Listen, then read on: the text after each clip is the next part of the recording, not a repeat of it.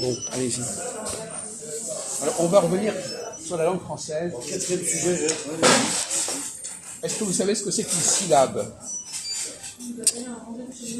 Monsieur veut nous dire ce que c'est qu'une syllabe. On parlait d'une diphtongue, maintenant on parle d'une syllabe. Je le sais. Le mot élémentaire, c'est difficile à définir. C'est constitutif d'un mot, c'est un son constitutif d'un mot, prononçable en une fois. D'accord. Attendez, c'est pas. Attendez, je laisse. Attendez, moi je lance des discussions. Bien sûr, je ne donne pas les réponses comme ça. À votre vie, là.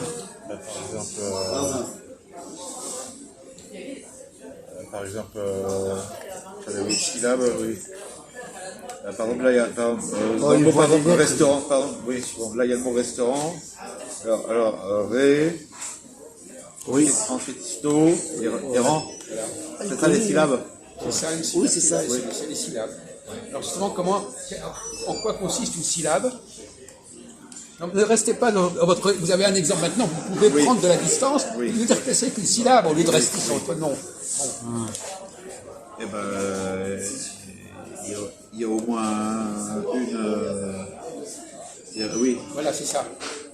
Il y a au moins une seule. Une consonne. Et puis après au moins une voyelle. Voilà. Une syllabe, c'est une combinaison d'une consonne et d'une voyelle. C'est pas exactement ce que vous avez dit. Alors, en français, le problème du français, c'est une langue qui n'est pas syllabique. Il n'a pas compris. Il n'est pas une langue syllabique. Oui, mais il n'a pas de budget. C'est réfléchir pourquoi elle n'est pas syllabique. Et pourtant il y a des syllabes. Non, mais c'est vous qui avez dit ça comme ça. C'est vous qui avez défini votre langue comme ça, mais c'est pas comme ça qu'on définit. Ah bon. Par exemple, si je dis je ne sais pas ce que tu veux. Je ne sais pas ce que tu veux. On n'est pas dans les syllabes.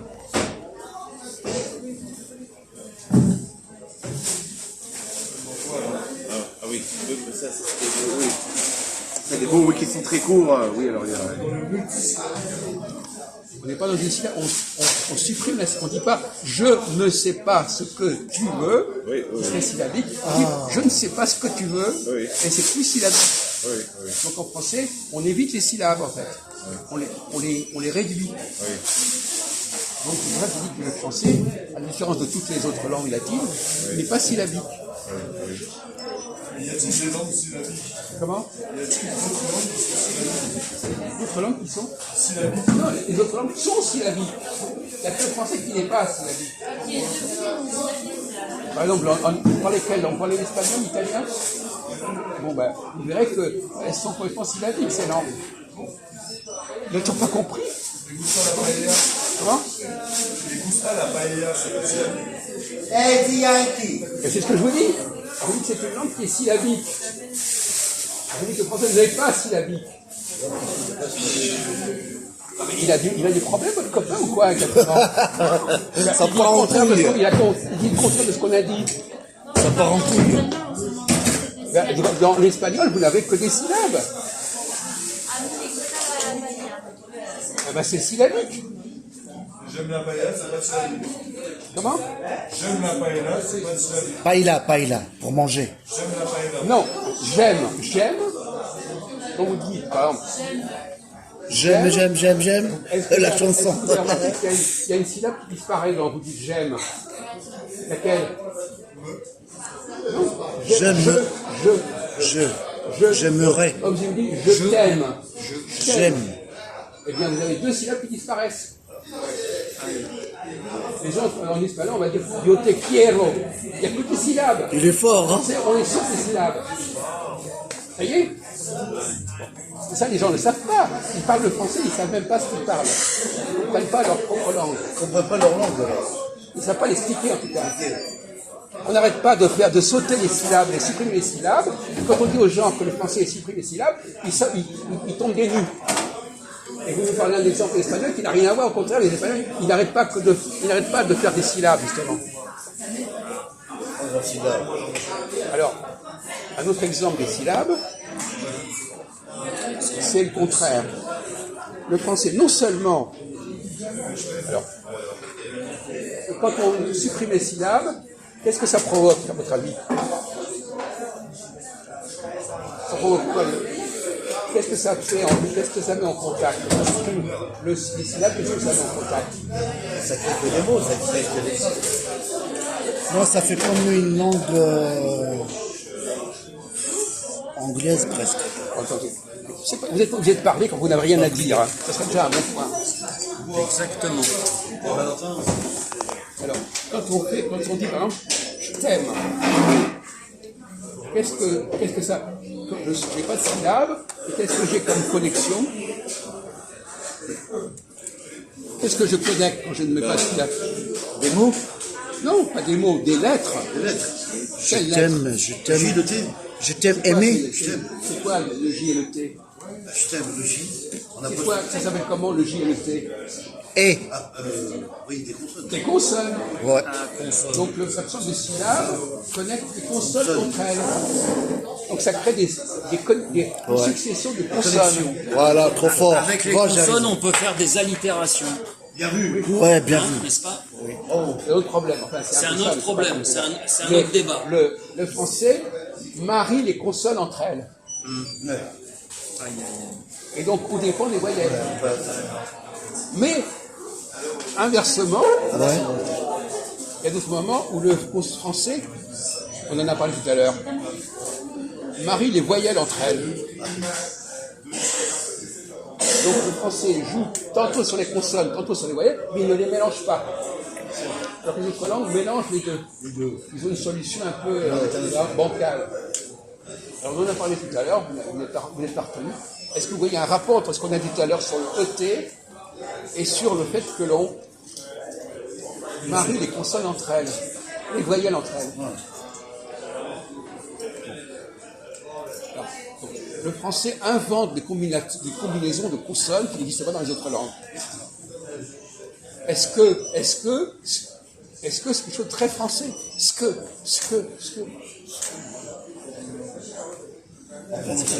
la grammaire. Bon, écoutez, très français, qu'est-ce que ça veut dire quoi? Il va décréter que M. Christophe décrète ce qui est français ou pas français. Là. Le camembert, c'est français. Mais il est bête celui-là. Est-ce que c'est typiquement français? On le fait constamment. Est-ce que... Okay, Le fromage, c'est français. Il y a des fromages italiens, il y a des fromages espagnols. Bon, alors, pour les voyelles, on va pas traîner là-dessus longtemps, mais pour les voyelles, on a aussi non seulement on crée des consonnes nouvelles, puisqu'on combine des consonnes qui sont plus complexes que les autres dans le temps, mais on crée aussi des voyelles complexes. Donnez-nous un exemple de voyelles complexes. On en a parlé pendant 1 heure tout à l'heure.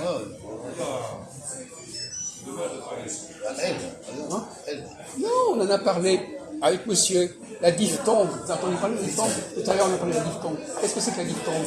Médire, ce qu'on avait dit. Non! Putain! Diphtongue. Je change, constant. Mentir, gouvernement. Il y a des diphtongues avec le N. Je change, tu changes, elle change, nous changeons. Ouais. Donc, la diphtongue est un son spécial. C'est une sorte de voyelle amplifiée.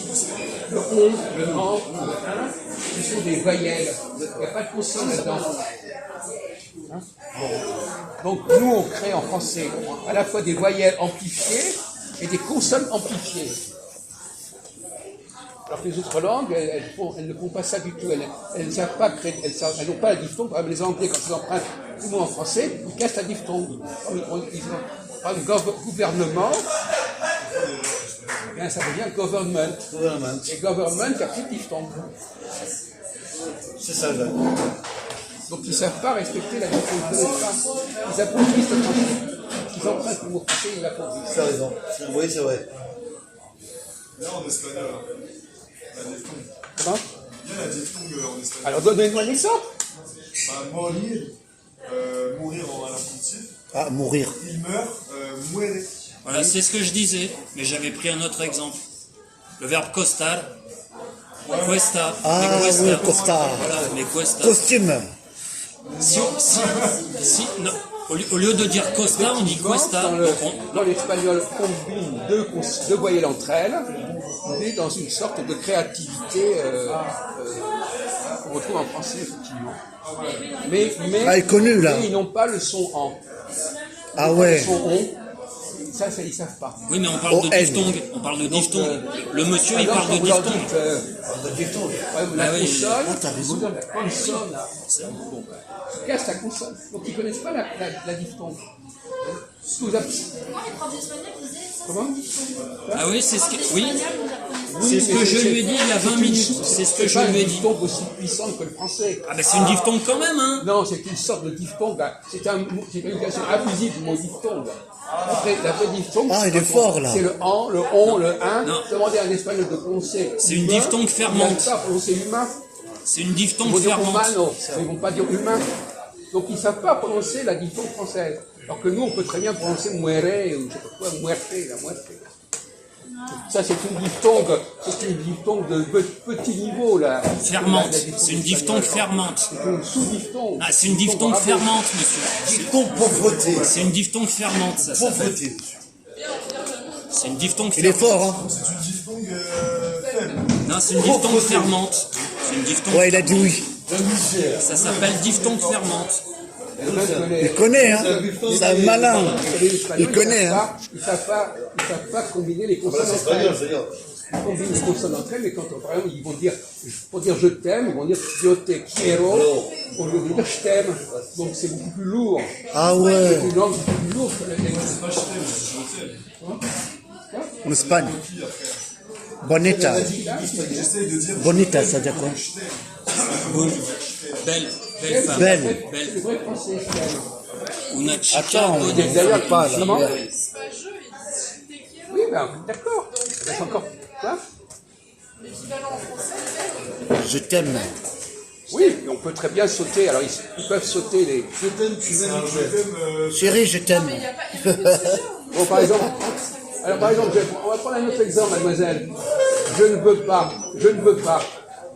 Comment Ma on dit puce. Ma puce. Comment dit-on je ne veux pas en C'est de quoi, ma espagnol? puce? Bon voilà. Donc, alors que nous on dit je ne veux pas. Je ne veux pas. Donc c'est pas léger l'espagnol, c'est lourd. Yo no te, yo no quiero. Je veux dire je ne veux pas.